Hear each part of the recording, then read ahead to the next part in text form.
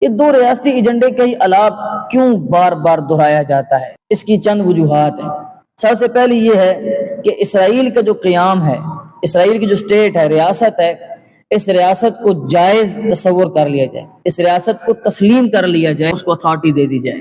دوسرا اس کا یہ ہے کہ فلسطینیوں کو صرف 22% زمین یعنی فلسطین کا مغربی کنارہ غزہ کی پٹی دے دی جائے۔ اور تیسرا یہ ہے کہ یروشلم، یہ میں عرض کر چکا ہوں، یا تو مکمل اسرائیل کی کنٹرول میں چلا جائے یا وہ بین الاقوامی شہر بن جائے۔ اس کو آپ اپنے گھر پر امپلیمنٹ کریں۔ آج جو یہ بیان جاری کرتے ہیں اور دعویٰ کرتے ہیں کہ اس وقت مسلمانوں کی قیادت ہمارے پاس ہے اور علماء کو تو کوئی سنتا نہیں ہے، ان کو غور کرنا چاہیے کہ جب وہ یہ نیریٹو پیش کر رہے ہیں کہ ٹھیک ہے اب تو ہم دو ریاستی ایجنڈے سے بھی گئے گزرے ہیں، تو ان سے کہا جائے کہ آپ کا ایک گھر ہے اور اس گھر کے اندر قبضہ مافیا آ کے قبضہ کرنے لگ پڑتی ہے، تو عدالت اس گھر کے مالک کو کہتی ہے کہ آپ ایسا کریں کہ آپ بیٹھک میں رہ لیں اور باقی پورا گھر امن کی خاطر اور مواخات کی خاطر اور ہمدردی اور امن اور سلامتی کی خاطر اب باقی گھر جو ہے وہ قبضہ مافیا کو دے دیں۔